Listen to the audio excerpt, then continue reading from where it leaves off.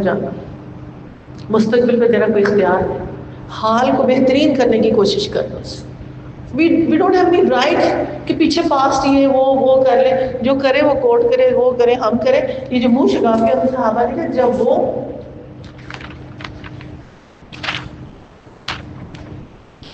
طرف سے آزادی عمل ادا کیا جانے بھی لگے، اتنی زیادہ اس کے بارے میں احادیث آئی ہے نا کہ ان چاروں اصولوں کی پیروی کرو، ایمان کے لیے لازمی ہے. اگر مسلمان ہونے کا تم نے دعویٰ کر لیا ہے تو ان اصولوں سے انحراف نہ کرنا. اگر مسلمان ہونے کا دعویٰ ہے نا تو سوسائٹی میں سب سے تمہاری بات آ کیوں کہتی ہے؟ اگر تم معاشرے کے اندر ادھر بحث کر کے ادھر منہ شگافیاں ادھر پورے، اور ایک پینک کریٹ ہوتا ہے باتوں سے، پھر تم سوشل میڈیا بھی کنٹرول کر لو، اس میں بھی تم وہ اپنے گیس تو اس کے گیس سب سے مبوس وقت وہ ہوگا، وہ اس کی ڈال رہا ہے، اس کی ڈال رہا ہے، اس کی ڈال رہا ہے، اس کی ڈال رہا ہے. اس میں سے کسی کو بھی عقل نہیں آتی کرنی.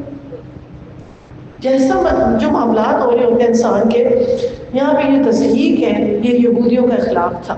وہ دینی حالات پر تبصرہ کرتے تھے، اتنی زیادہ تنبیہ اور بنیادی اصول سے منحرف ہو جاتے تھے، بستی میں گرتے گئے کہ عبرت کا نشان بن گئے یہود. اب کتاب خدا اور رسول کی ہدایت ہمارے پاس ہے، انشاءاللہ تعالی ہم نے اس کو پس کچھ نہیں ڈالا. اینی بڑی کیا لرن کیا، کوئی چیز ساتھ اصول بنا سورہ نساء کے ساتھ. ایک چیز اس کے اندر تھی، وہ تھی کہ اطاعت کرنے کا فائدہ مجھے ہے. اگر میں کتاب پکڑ رہی ہوں اور یہ میری ساتھی بن گئی ہے تو انشاءاللہ تعالی میرا خاتمہ بالخیر ہوگا.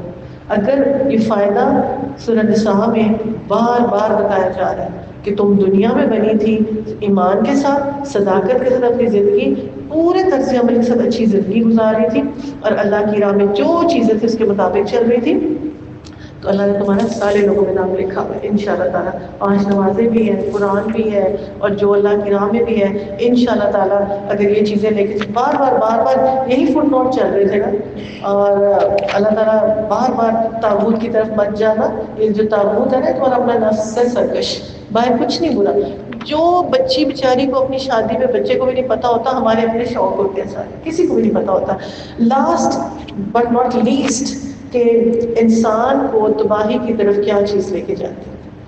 یہاں سے اللہ تعالیٰ پیچھے تصدیق کر رہے تھے باتوں کی. آیت نمبر 46-47 میں کہتے ہیں یہ کتاب تمہارے پاس تھی، اگر ایمان تم نہیں لاتے ہم تمہارے چہرے موڑ کے پیٹھ کی طرف کر دیں گے. اور حشر میں ایسا ہی ہوگا. سورہ واقعہ پڑھیں. اور کہا کہ لعنت زدہ مت بنو، اور دیکھو اللہ معاف کرنے والا ہے، قدر کرنے والا ہے، اور سب کو معاف کر دے گا. کس چیز کی یہاں پہ معافی ہوگی؟ کس چیز کو کہا جا رہا ہے یہاں پہ؟ تم نے ایک ایک نقطہ